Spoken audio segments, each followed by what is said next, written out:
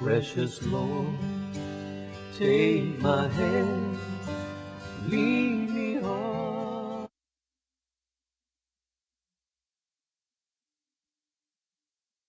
You're sitting in the historical sanctuary of Calvary United Methodist Church.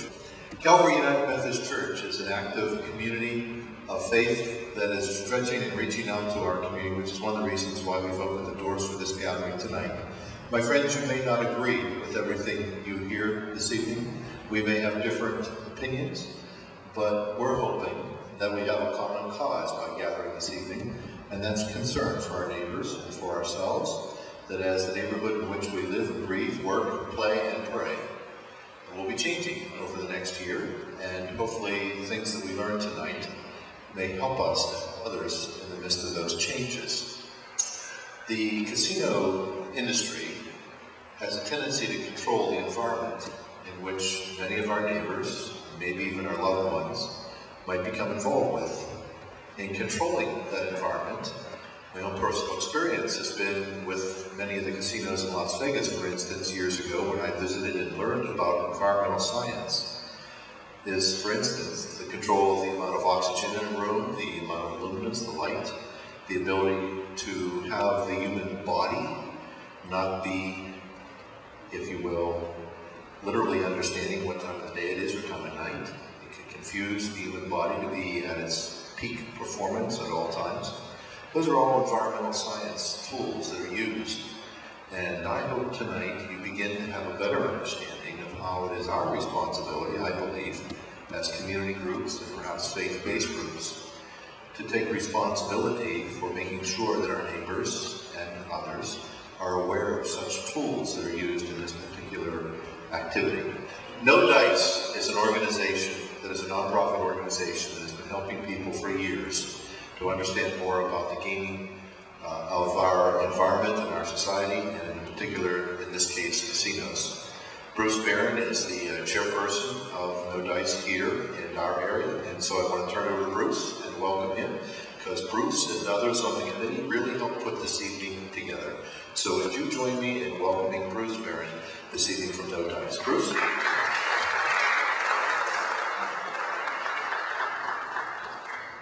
Thank you, Larry. No applause is necessary. It's a pleasure to be here. If any of you are sitting here thinking, boy, there was a lot of publicity for this. It was in both papers, it was on the news. This is really a big crowd. Well, this is the biggest crowd I have had the pleasure of talking with about the topic of gambling in the 5 years I've been leading No Dice.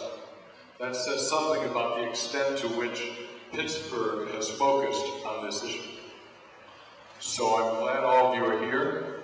Nobody can whine about the fact that other people are not here. We're glad to have you and looking forward to having a very informative evening. We are not giving you a program, but with the arrival of Kimberly Ellis, everybody on that board is here. This is who we are, and you're going to hear from me for a very brief amount of time. I'm local.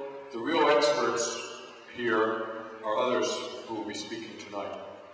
But I want to tantalize you to the extent to which, when you're done tonight, and I think I'll see a lot of mouths hanging open, especially after Bill Kearny has spoken, you say, I need to get my own church, my own community group, somebody else to hear these things. And then you'll be able, hopefully, to call me or email me there and tell me that you want me to come or bring somebody else there to continue this conversation. Most of America today thinks gambling is a great thing. It's advertised and glamorized all over. Even PennDOT gives beautiful road signs for the casinos. In fact, people think it's just fine to put signs for a casino right in front of an elementary school, as you can see in this picture taken on Wheeling Island, and they see nothing incongruous about it. Now, of course, some people are celebrating the growth of gambling. They are making gobs and gobs of money off the rest of us, like these Indians celebrating over a fallen slot machine player. But for others, I'm afraid to say, the cost and pain are unspeakable. This is just one of many examples, but one of the most particularly poignant records thereof. It comes from the journal of Kathy Piercy, who eventually committed suicide after being unable to conquer her addiction to video lottery terminals. which would be similar to the video poker machines the governor wants to give us more of. She was a resident of Eastern Canada. Now, where do casinos get their profits? Well, as Lanny Fatari would say, the casinos are a predatory industry, there is no doubt about it. They get 1/3 to 1/2 of their profits from people who would be classified as problem or pathological gamblers. We could get in an argument as to whether they're good neighbors or whether their contributions to charities make up for the amount of money they pull out of the economy and take from people who can't afford to lose it. But let me just ask this common sense question. When's the last time you heard of a case where a gambler lost thousands of dollars and was having family problems, and so the casino gave back the money? Or when an embezzlement occurred, such as the one that happened at Arnold Pontiac in Washington County a couple years ago, where the business lost about $400,000 to somebody who had embezzled the money from the business. And you think the casino that was involved in getting those profits sent the money back to make the business whole? I'm afraid not. People think they can win at slots. The only way to beat a slot machine is with a baseball bat. The only way to win at a casino is to own it.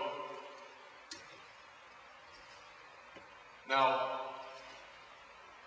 you've heard the governor tell us that it's a good thing for us that we have casinos in Pennsylvania.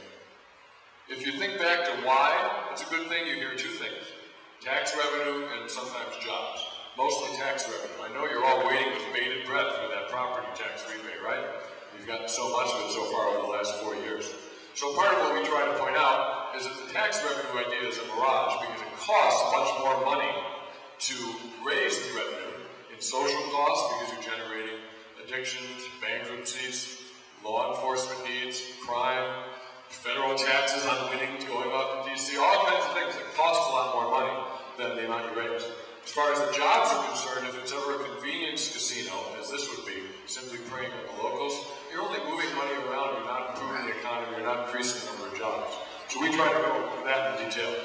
But a lot of what I really try to talk about is casino psychology, because that's what gets people to realize, yeah, there's more to this than I realized. When you think about casino psychology, you recognize that this is not a harmless industry by any means, but rather one that is in the business of selling illusion and profiting by causing people to have unrealistic and irrational dreams. So I try to illustrate that by these pictures I got going to Wheeling Island. Here's truly the first day they had table games in West Virginia. If you go to Wheeling Island, if you're attracted by this beautiful billboard, which of course can be found right next to the meadows, do you think these casinos like each other? Anyway, if you are attracted by that, you will then travel to Wheeling Island, and at the south end of a rather dilapidated residential area, you'll find this beautiful building. And if you enter this nice bright lobby. We're at the Rivers Casino site today, exact same architecture. The light comes in only the lowest 12 feet. Why? So that you can walk in a very nice bright area, but then go up a little bit of an escalator. And once you've risen up that escalator, you are in another world. No clocks, no casinos, very little lighting. Now they have table games. There are some lights over the table games, but the slots areas are dark except for the lights of the slot machine. Hypnotic music kind of sounds going on. It's all planned, obviously, to get you to stay there until you do what they call playing to extinction, getting rid of all the money, making it off.